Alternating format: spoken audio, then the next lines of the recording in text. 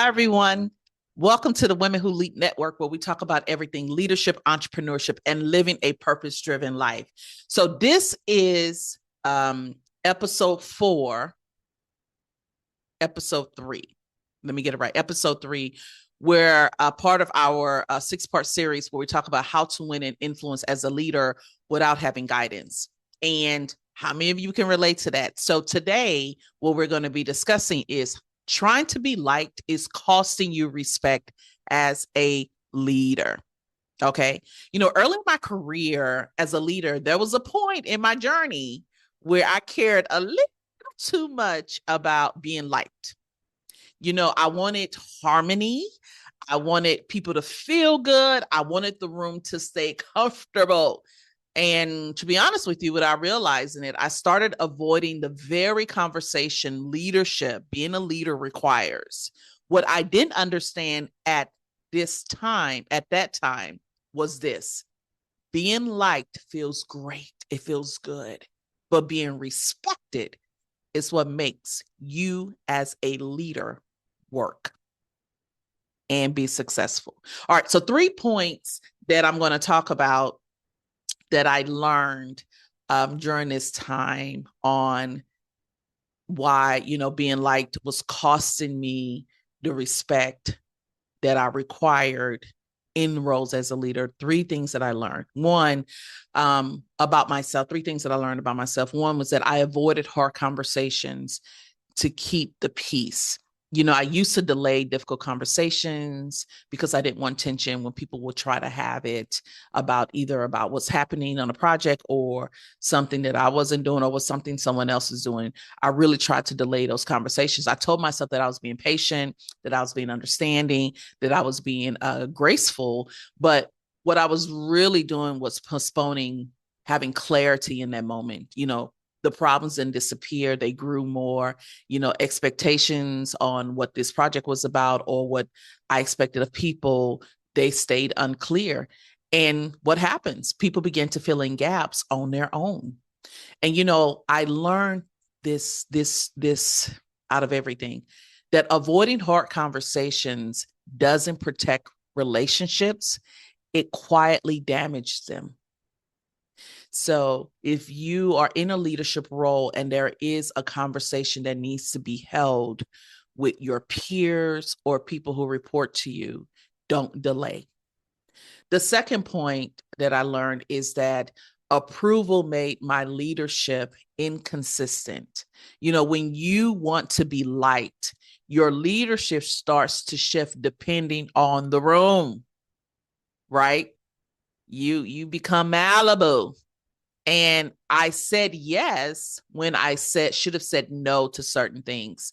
I softened messages that needed to be firm, and I adjusted standards to avoid this conflict, avoid discomfort. If you, anyone who watches Seinfeld, when Elaine, there's a scene in there where there's an episode where Elaine becomes president of the Peterman Company, and she is receiving, it starts off where she receives her mail late and they're like, oh, it's the new guy. And when she meets the new guy, she's like, okay, I'm just going to not have this difficult conversation. And then, and she promotes him and he's still not doing a great job. But instead of her having a conversation with him, she promotes him higher because she wanted to avoid it. And guess what? People noticed. And her team that was actually doing the work revolted against her. And that's not what we are looking for. Because here's what happens when you're inconsistent: it erodes trust, right? People can't depend on you.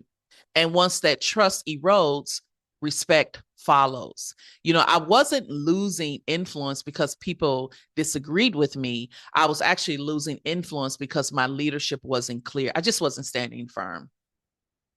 You learn a lot. This is why it is important that when you are in, I'm going to say just the space that I was in, right, as an engineer, is that, when you're given opportunities to lead, it's okay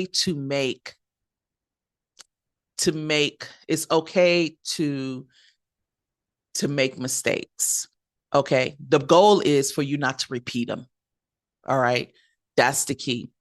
Point 3 is that The respect grew when I chose clarity over comfort. So everything changed again once I learned from the mistakes.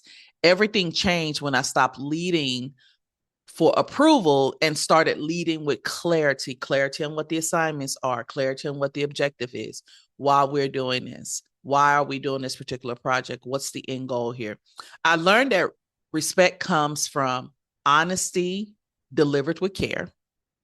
So instead of, you know how they say confrontation, it's carefrontation. Boundaries explained with purpose.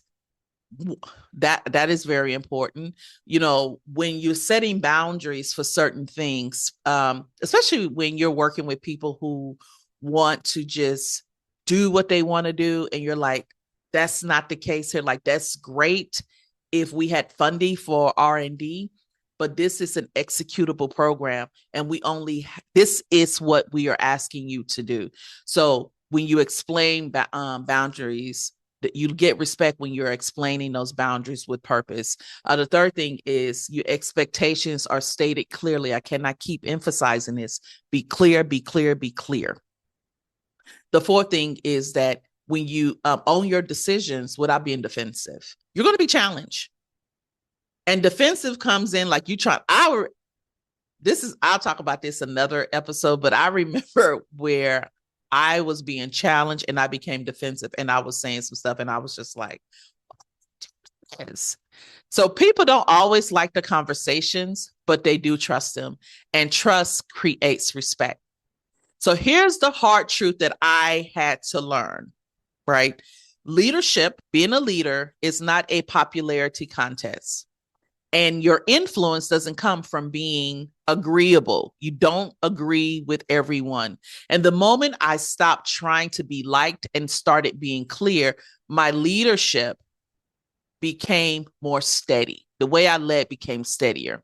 It became consistent. My influence became stronger. When I said something, people listened and they took the information as advisement. And respect followed naturally. Because leaders who choose clarity over comfort never lose their voice. They actually finally find it.